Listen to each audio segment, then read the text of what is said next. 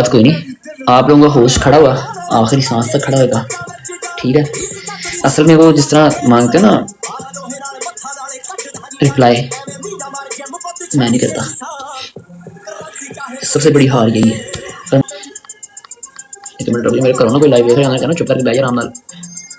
हक पे कौन है? आप सबके लिए यार, ये जो जो बैठा, जो डरता नहीं है, जो खड़ा के हम उनके साथ हैं। Love you. उन्होंने तरबियत ऐसी की है कि उनको पता है कि हक और बातिल क्या है, सच किधर है, झूठ किधर है, सच्चाई किधर है, हक किधर है, बातिल किधर है। ऑन आके बैठे तो फिर वो थोड़ी देर छिपाए ऑडियो पे आके नहीं देखी हमने नाइक। हाँ हाँ, वो फिर ऑन आएगा तो फिर ज्यादा। तो जी हाँ व्यूवर्स, जैसा कि आपने सुना और जैसा कि आपने देखा, कहने वाले बहुत कुछ कह रहे हैं और इस बात में कितनी सच्चाई है कितनी नहीं है ये आपने वीडियो में देख ही लिया होगा।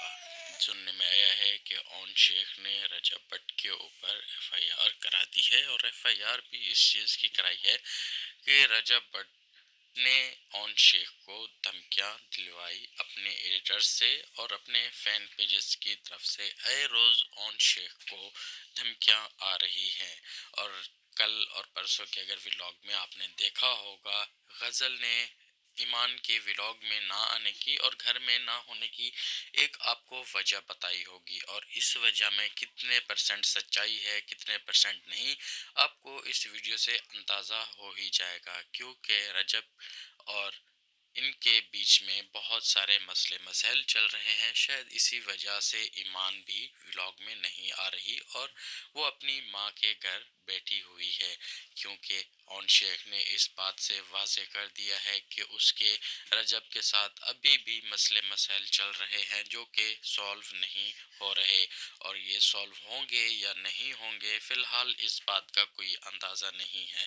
रजब भट्ट के ऊपर पाकिस्तान में और यूके में भी एफआईआर करा दी गई है। रजब को कॉल आती है कि आपके ऊपर एक और एफआईआर होगी है, जिस पर उसको समझ नहीं आता कि ये किस चीज़ की है किस चीज़ की नहीं है उसको, क्योंकि वहाँ पर प्योर उर्दू लिखी थी तो उसको उर्दू समझ में नहीं आ रही थी। जिस पर उसने जहांगीर को कॉल करके व्हाट्सएप किया कि ये मैं आपके पास एक एफआईआर भेज रहा हूँ, आप इसको चेक करके बताएं कि ये कौन सी वाली है, ये नई है या पुरानी है, किसने कराई है और क्यों कराई है।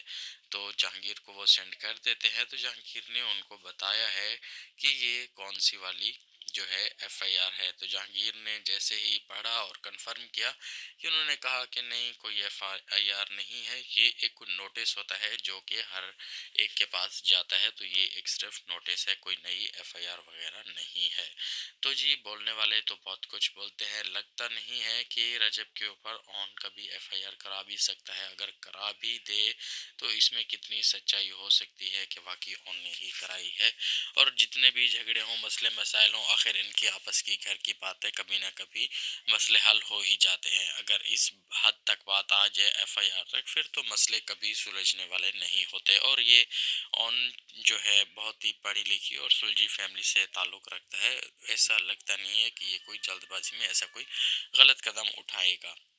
आपकी क्या राय है और आपको क्या लगता है, आपने कमेंट सेक्शन में लाजिम आकर बताना है। अगर हमारे चैनल पर नए आए हैं चैनल को सब्सक्राइब करते जाएं, बेल आइकन को भी प्रेस करते जाएं ताकि हमारी आने वाली अपडेट आप तक पहुंचती रहे। मिलते अगली वीडियो में।